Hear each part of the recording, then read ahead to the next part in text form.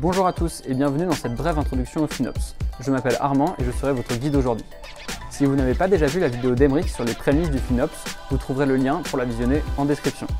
Pour résumer brièvement, l'arrivée du cloud et du DevOps a cassé les codes de l'IT en entreprise, demandant des interactions sans précédent entre les équipes techniques, financières et stratégiques.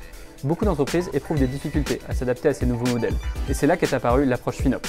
Issue de la contraction des termes finance et opération, le FinOps vise à surveiller et à optimiser les coûts en matière de cloud computing.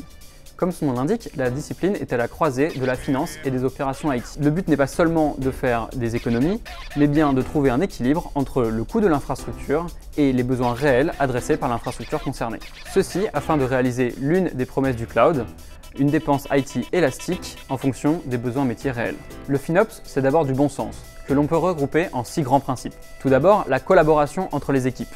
Ensuite, la prise de décision basée sur la valeur métier du cloud. Troisièmement, la responsabilisation des individus dans leur utilisation du cloud. L'accessibilité des rapports financiers et opérationnels à jour. La coordination des initiatives au sein de l'entreprise. Et enfin, la mise à profit du modèle de coût variable du cloud. Plus qu'une approche, le FinOps est donc aussi une culture d'entreprise. On peut diviser l'approche FinOps en 2 grandes catégories. D'un côté, les actions plutôt opérationnelles et de l'autre, des principes de gouvernance. Concernant les actions opérationnelles, on peut distinguer d'une part des actions dites de quick wins ayant des impacts opérationnels faibles et d'autre part des actions plus structurelles ayant un impact fort sur les applications. Au sein des quick wins, nous allons retrouver les grands classiques du FinOps. Premièrement, acheter moins. Puisqu'on ne fait jamais autant d'économies que quand on n'achète pas une ressource, on peut identifier et supprimer les ressources inutilisées. Ensuite, consommer mieux.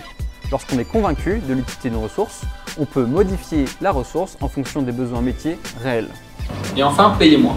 Lorsque notre volume d'utilisation cloud le permet, nous pouvons projeter notre usage et nous engager dans la durée avec notre fournisseur de services cloud et ainsi bénéficier d'un tarif réduit par rapport au tarif public on-demand.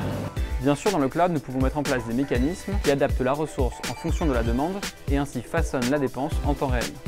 Les différentes équipes impliquées ont donc besoin d'un langage commun pour se comprendre, communiquer et transformer les économies unitaires du cloud en avantages compétitifs. Et là, nous voyons arriver la seconde grande partie des activités FinOps, les principes de gouvernance. Le FinOps s'inscrit dans le sillage des méthodes agiles et demande donc une collaboration accrue entre les différentes fonctions de l'entreprise.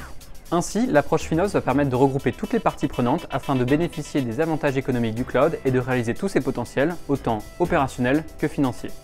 C'est tout pour aujourd'hui, je vous donne rendez-vous dans une prochaine vidéo et en attendant, consommez smart.